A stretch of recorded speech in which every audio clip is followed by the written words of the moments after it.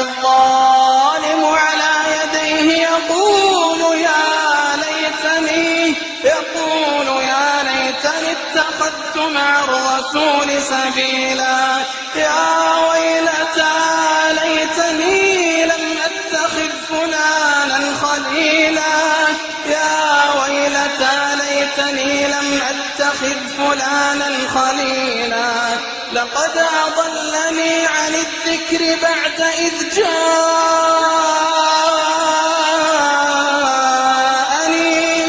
وكان الشيطان للإنسان خذولا. يقول أهل التفاسير أن هذه الآيات نزلت في عقبة ابن أبي معيط وكل من هم على شاكلته، وذلك أن عقبة ابن أبي معيط كانت نفسه تحدثه بالإسلام، وكان له صاحب يصده عن ذلك، فسافر هذا الصاحب إلى الشام فاغتنم عقبة فرصة غيابه فأعلن إسلامه. فلما رجع الصاحب ذهب إلى عقبة في الدار فلم يجده، وأخبرته أم عقبة المشركة بالخبر إن عقبة قد صبع وترك دين الآباء والأجداد. فغضب الصاحب على صاحبه وبحث عنه فوجده، فقال له إن أمك تقول إنك صبئت مع محمد ومن معه. فأخذته العزة بالإثم وأنكر ذلك وقال مجاملا صاحبه ليس بصحيح. فقال الصاحب لا أقبل منك ولا أصدقك حتى تذهب إلى محمد وتبصق في وجهه. ففعل الكلب وارتد عن دينه. ويوم بدر قتله أصحاب محمد صلى الله عليه وسلم الأخيار مرتدا عن دينه. ولما رمي في القليل هو مع من قتل من الكفار من كبرائهم وزعمائهم، وقف النبي صلى الله عليه وسلم على القليل وناداهم بأسمائهم يا فلان يا فلان يا فلان. فقال عمر رضي الله عنه يا رسول الله كيف يسمعونك وهم أموات؟ فقال صلى الله عليه وسلم ما أنتم بأسمع لكلامي منهم، فإن الله رد أرواحهم ليسمعوا هذا الكلام فيكون حسرة وندامة عليهم. فناداهم يا أبا جهل يا عقبة يا عتبة يا فلان ويا فلان إنا وجدنا ما وعدنا ربنا حقا، فهل وجدتم ما وعد ربكم حقا؟ إنا وجدنا ما وعدنا ربنا حقا، فهل وجدتم ما وعد ربكم حقا؟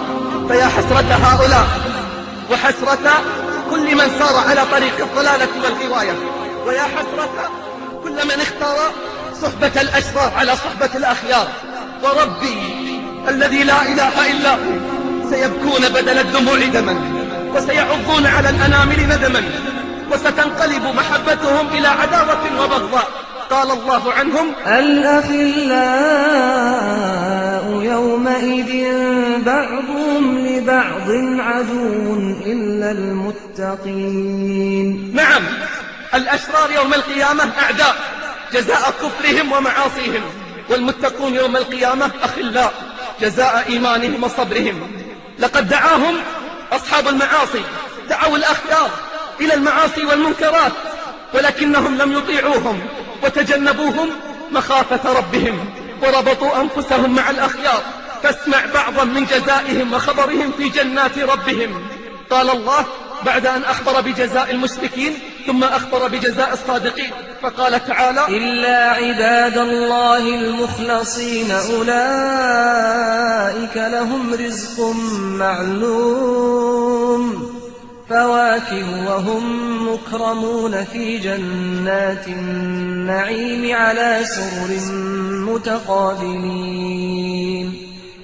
يطاف عليهم بكأس من معين بيضاء لذة للشاربين لا فيها غول ولا هم عنها ينزفون وعندهم قاصرات الطرف عين كأنهن بيض مكنون. هذا هو النعيم، جزاء صبرهم مع بعضهم البعض وتعاونهم على البر والتقوى.